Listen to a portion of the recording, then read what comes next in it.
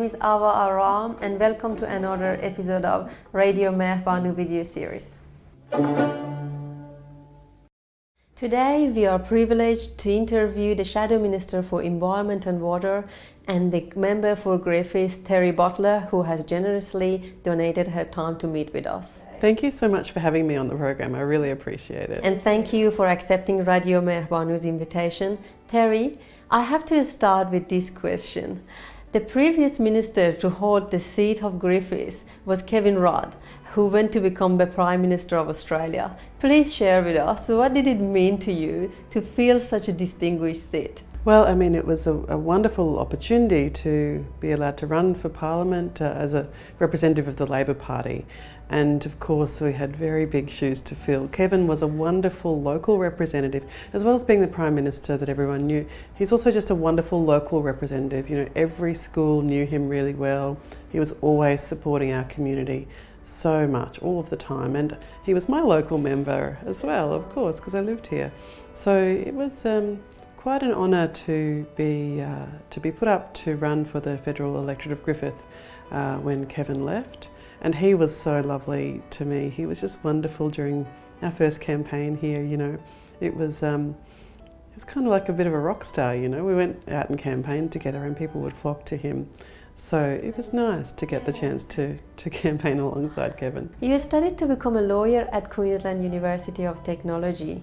Why? And when did you decide to become a politician? Isn't law challenging enough? Well, law is pretty challenging, and I loved my career in the law.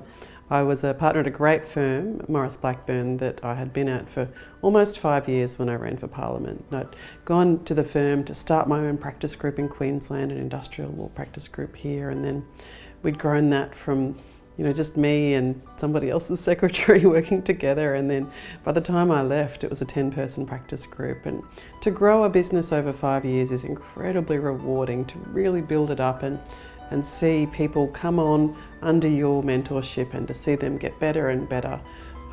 That's really satisfying. So it was a hard decision to decide to run for Parliament because I really didn't want to leave. I loved that firm, I loved the people in my team, but you don't often get an opportunity to stand for Parliament, and I think it's not an opportunity that you should pass up, because being a lawyer, what I could see was on a case-by-case basis things that needed to change. But you can only help one person or a small number of people at a time. You see the things that need to change on a broader systemic level, and the best way to get the chance to make some change more broadly is in the Parliament. You were previously the Shadow Minister for Young Australian and Youth Affairs. You also served as a Shadow Parliamentary Secretary and Shadow Assistant Minister in the field of domestic violence, universities and equality. What was the driving force behind this, and what was your greatest achievement during this time? Well, it was wonderful to get the chance to work in so many different portfolios, and really one of the things about politics is that you do things you've never done before. So I'd never been involved in domestic violence prevention. I'd never been involved really in a professional sense in relation to university policy or LGBTI policy issues or youth policy issues. Those are things that have been interests of mine for a very long time, but my professional life was very specialised. So coming into the Parliament and getting to work in really diverse fields it's fascinating. I think what really drove me in the youth portfolio though was wanting to make sure that people could understand that they have a real voice in what happens in our nation, in our community. One of the things that can be really bad for a nation or a community is when people just give up and they think that nothing they do matters and that they don't have any say and that they don't have any power. Because it's not true apart from anything else. So really saying to people, actually you have power, how can we amplify young people's voices to make sure they get the chance to not just be heard, but to know that they are being heard. You know, we have some very big youth movements in this country in all different fields. People are actually very powerful. And I think if they know that, if people know how powerful they are, then they will exercise that power more. They will actually turn up and make demands about the sort of future that they want to have. So that was my focus in youth policy. In domestic violence prevention, there are so many terrifying statistics about domestic violence in Australia, and I think people get a bit immune to them, they get a bit numb to them, because we talk about it a lot, how much domestic violence there is. So the question for us, I think, as a nation is, how do we keep domestic violence prevention on the agenda? How do we keep political attention? Because political attention means resources, it means focus. Labor in government under Tanya Blibisek actually introduced the National Plan to Reduce Violence Against Women and Their Children, which is a 12-year plan that was brought in, started in 2010. So we're getting close to the end of that in 2022. And I think we have moved, under that national plan, what has changed is awareness has changed. People talk about domestic violence a lot more now than they used to 10 or 12 years ago. They talk about it in different terms than they used to, so the news reporting of violence is different to the way it used to be reported. I think police have improved their understanding of domestic violence. Obviously there's always opportunity for more change, but I think we're well on our way. What we don't really see is a reduction in the incidence of violence yet. Whether that's because of more reporting or a lack of decrease in violence, we don't know, but I will say that from my perspective it seems very clear from the prevention material that I've read that attitudes to violence really start in childhood. And if that's true, and if what we really need to do is to make sure our kids are growing up with better attitudes to violence, with better attitudes to gender equality, then of course it will take a long time for cultural change in relation to violence. So, we're kind of half a generation through a really concerted, serious attempt to take action in relation to preventing violence, but we all have a responsibility to make sure that young people in our life, including children, don't fall into roles and stereotypes that actually promote violence, that they don't support those sorts of views. And I guess in the university's portfolio, a big fight for all of us was the funding cuts to higher education. And the government has tried to cut funding, has tried to deregulate fees. They were successful in cutting funding at the end of 2017, more than $2 billion cut from universities' funding in Australia. It's equivalent to about 10,000 places a year. And that's a real problem, So I think there's a lot of challenges in that portfolio. And I guess inequality, my best memory is the day that we passed the bill for marriage equality. Yeah. Terri, what projects and campaigns are you currently working on? Well, we've got a lot. On a national level in environment and water, there's so much concern in our community about the impacts of climate change on the environment, whether that's species extinction or bleaching on the Great Barrier Reef. These things are of crucial importance to Australians. I was really disappointed. I saw that the government's reef envoy the other day said, bleaching's been happening on the Great Barrier Reef for millennia. It's just wrong, it's misinformation. What we've seen in the last few years is back-to-back bleaching episodes on the Great Barrier Reef, unprecedented damage to this global icon. We absolutely have to take seriously the impact of climate change, not of course for the future of humanity, but also for the future of the entire environment, the entire world. And I think that talking about these issues in a way that's respectful, in a way that accepts that people are scared, including tourism operators, including locals in far north Queensland and North Queensland. People are scared about this, but that doesn't mean that we can just bury our head in the sand and hope that it goes away. We have to take action. So environmental issues are really at the forefront of our mind, but not just the Great Barrier Reef, the species extinction warnings that are coming from, for example, the Wet Tropics Management Authority, which manages a massive area on the land in Queensland, incredible biodiversity in our beautiful World Heritage listed rainforest areas. They're getting some absolutely terrifying warnings about the future of species extinction and biodiversity issues in North Queensland. So all of these things come back to climate change and the need for serious action. And then in water, I guess there's we know that water is the most precious resource. It's not like any other resource in Australia. There are genuine challenges in making sure that water is managed properly for the benefit of the environment, for the benefit of farmers, for the benefit of the community. So we're working on that as well. And I think locally there's just so many things going on in our beautiful area.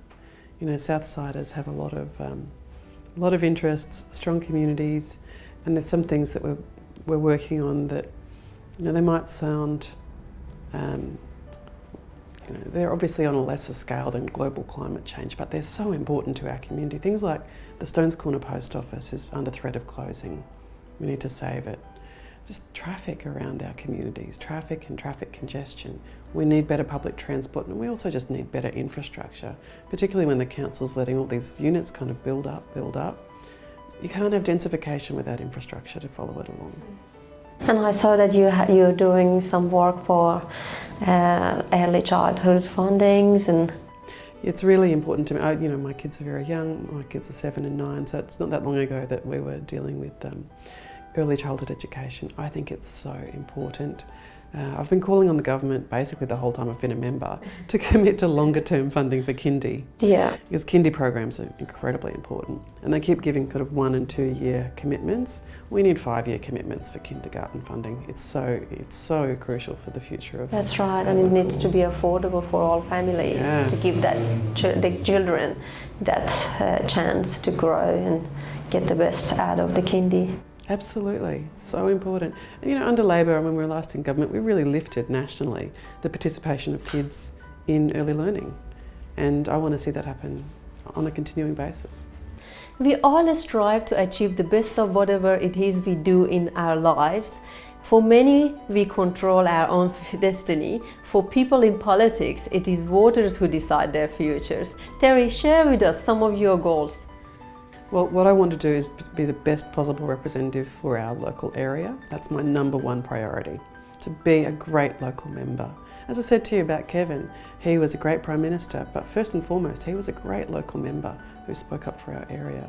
That's a great role model to have. And I really want our community to be strong, to be inclusive, for everyone to feel welcome, for people to be able to fulfil their potential, have a great life.